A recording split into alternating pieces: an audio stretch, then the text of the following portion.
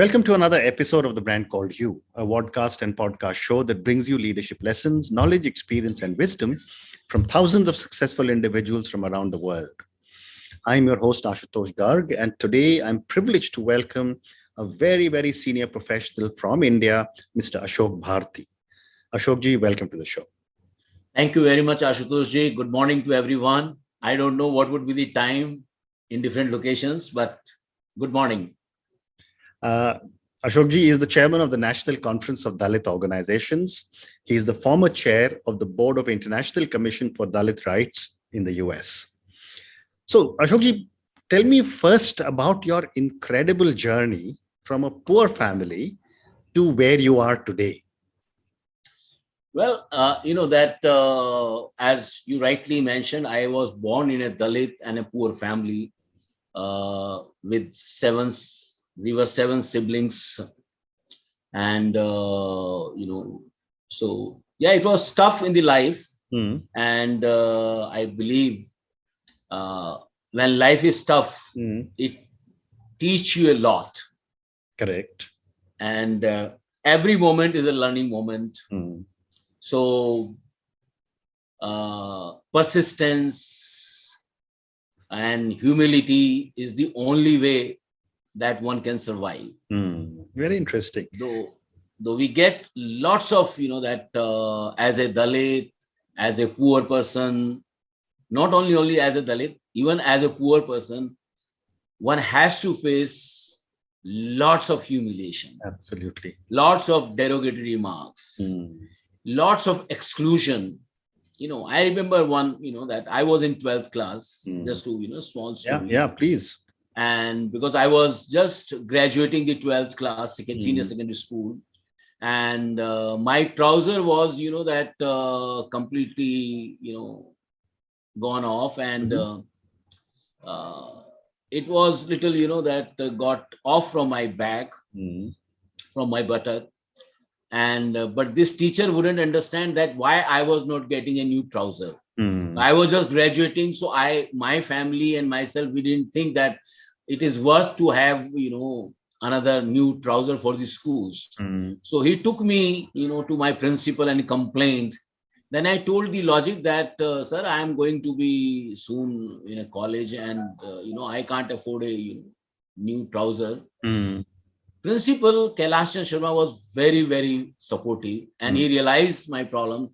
He immediately asked this teacher to stop his, the way of behaving with the growing up students, and then he ordered the staff welfare person to get me a pair of, trouser, and so I guess both amazing humiliation and the greatness of the people. Correct. Both were at the one point. Correct. But tell me, for someone like you, who you and your family who fought the system and have come out so strong, what were 2 or 3 lessons that you learned in your journey? I mean, in India, everyone says padhai karo, naukri karo, but I would love to get your perspective. Well, I think that India is a growing country. Ji. We have our country is growing, and I guess that India is in a place now where everyone has an idea to contribute to this country. Correct. So my learning is that when a country is bubbling with new ideas, new thoughts, entrepreneurship. So my first lesson is how do Indian can work beyond caste, creed, economy, how we can work together. Correct. So that is the first thing that I learned, that working together is very, very critical. And the second thing, that my learning is that comes from my historical background, historical necessity, and the reality of not only of India, but US and Australia, wherever I have traveled, that I see lots of divides. Divides are not specific to India. Divides are there in US, divides are there in UK, divides are in every developed or underdeveloped or developing countries. They are universal. Very true. And these divides are between haves and have-nots, and haves and have-nots, and cultural. Men, women, children, adult, all kinds of the divides that the country, the people face.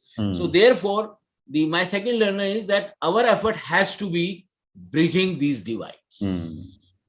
So if we do not work towards bridging this divide, I guess we are losing the most important,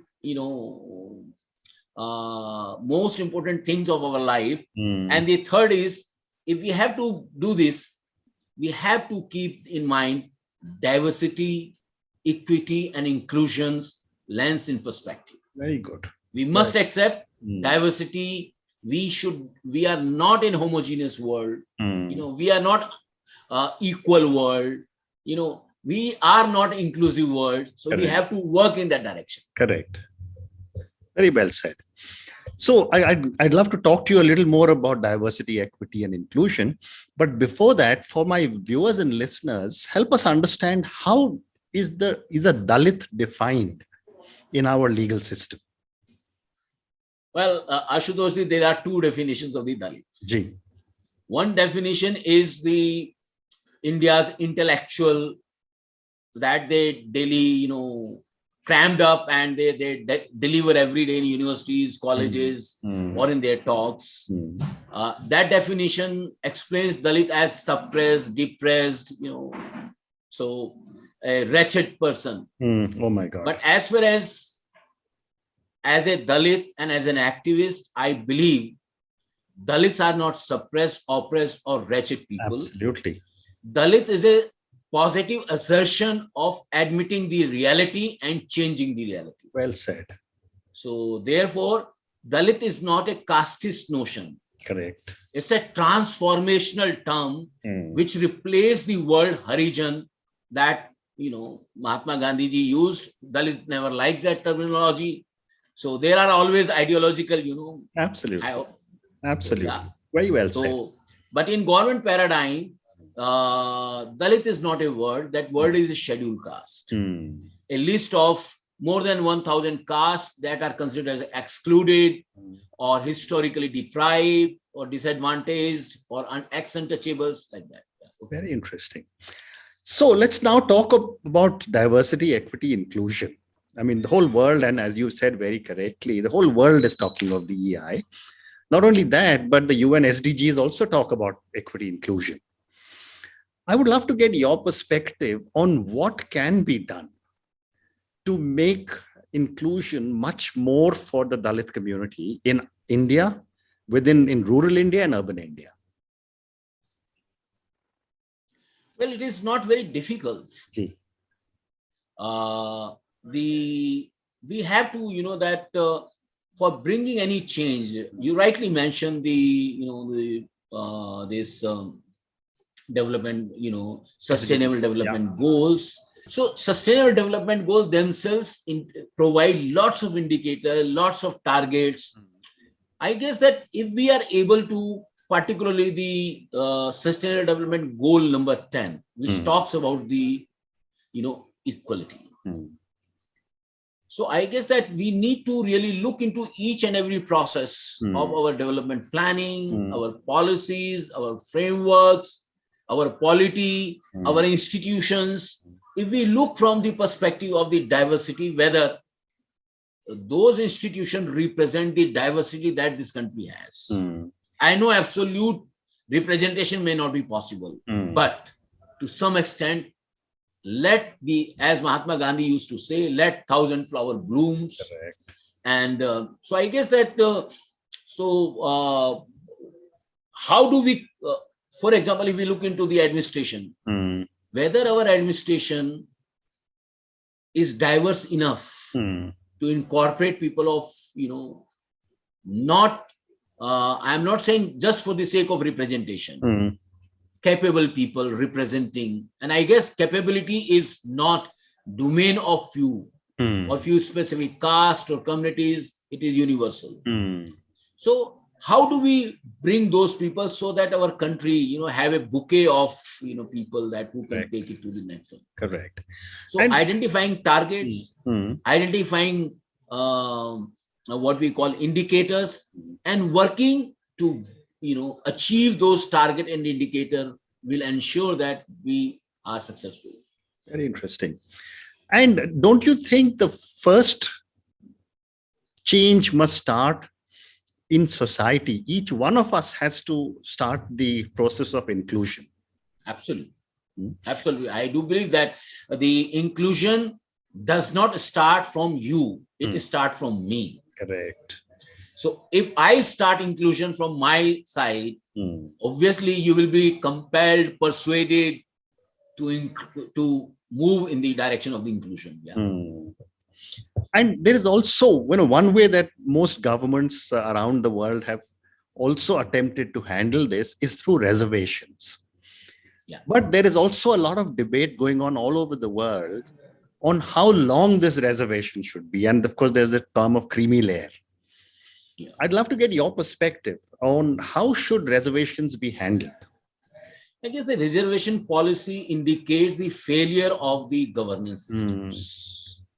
If reservation is required even today, it means our system have not performed, our system have not worked. Correct. And to hide their, incompetence, it is the government, it is the people in the government who are pushing the agenda of the creamy layer to hide their incompetency. I see. Otherwise, imagine when there is a plenty of jobs, why should anybody will require any reservation? Correct. When there is a plenty of educational opportunity, why should anybody require any reservation for that? So therefore, we have to see from the perspective of the size of the cake and the people willing to eat the cake. Our governance systems, our socio-political economic system have not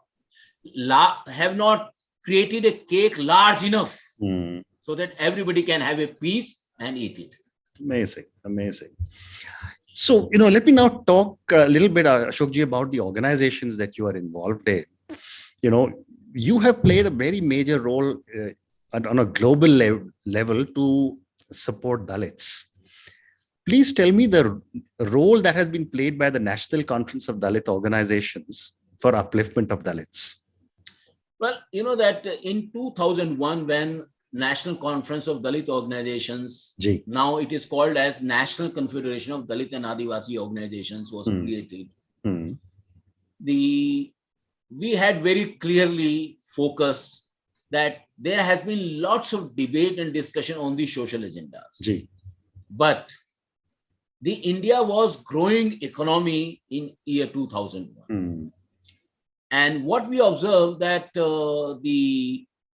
at that time, there was no national platform representing the voice of the Dalits at that time. So naturally, the first thing that National Conference of Dalit Organization has to establish is to establish itself as a premier thinking action tank, so that the government could listen and understand that. The second thing that NAGDO did, briefly we call it NAGDO, the second thing that it did, it started setting the agenda for the Dalit communities. Okay.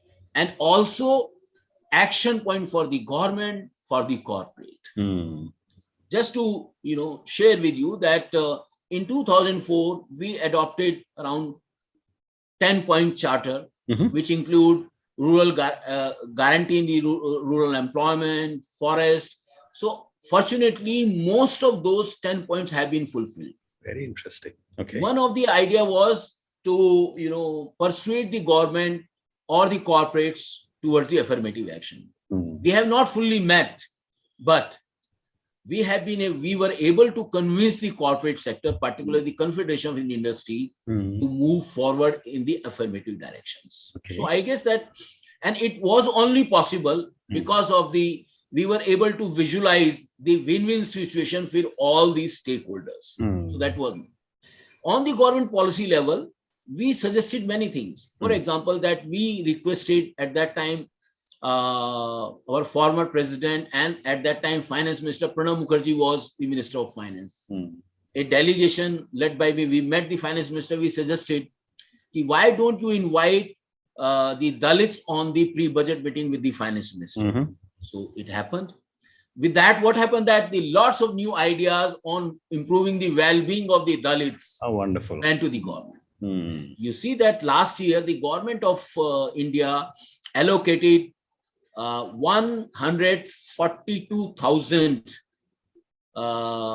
crores, lakh rupees, 142,000 crore rupees for the welfare of the scheduled caste. So that way that, we were able to, convince the government, put your money where your mouth is. Well said. So that way that I guess that the NAGRO set the agenda and diligently follow it, consistently follow it. For example, I'll just, the lots of discussion on the Dalit Venture Fund. So we have been, lobbying for the Dalit Venture Fund since the time of the Dr. Manmohan Singh. Fortunately, Mr. Narendra Modi did it. So we were also following with the Dr. Manmohan Singh the idea of providing a space in the procurement of the government goods and services. And fortunately, in 2011, Dr. Manmohan Singh's government did it. So I guess that we engage government with the positively, we engage with the politicians positively, not to make, because our role is not politics. Correct. We are politically independent. We are politically neutral. We want the weaknesses of the country, which lies a lot on the Dalits, has to be overcome, and it can overcome only through the collective efforts of the Dalits, non-Dalits, and everyone. Well said. Well said. But yet, Ashokji, politicians in every election use the Dalit community for short-term gains. Why does this happen? Well, politicians are the politicians, and I guess they are more intelligent than you and me. Absolutely. They know how to use people. So I guess that we use people in a different ways, and they use people because their target is the political power. Correct. Okay. So political power can't come from the money. It can only come through the people. So they have to use the people. They use people. But in this process, I'm sure that the people realize that politicians are using them, and they also use their agenda to further their agenda, and they use the politicians to further their agenda. I guess there's a mutual, but certainly, that the India's political democracy need to little more mature. We are still, maturing democracy. Correct. So till we reach to a level of maturity, I guess the people are susceptible to the political, vote banks. Great response. My next question to you, Ashokji, is about the young, and this is the young Dalits and the young non-Dalits. I'm seeing, and I'm much older than you probably. I'm seeing that the young in India, the millennials, the Gen Zs, they have a very, very different outlook to the way they want to lead their lives, to the way they see their country developing.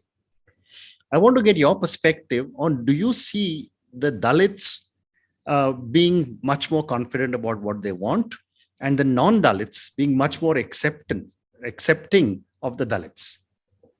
I think it's a very mutual process.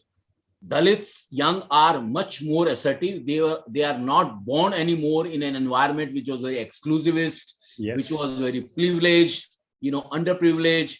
Similarly, the non-Dalit youths, they are more open to they have much more exposure, and they are not bound to the caste creeds. Apart from, few handful people that, they will always remain there.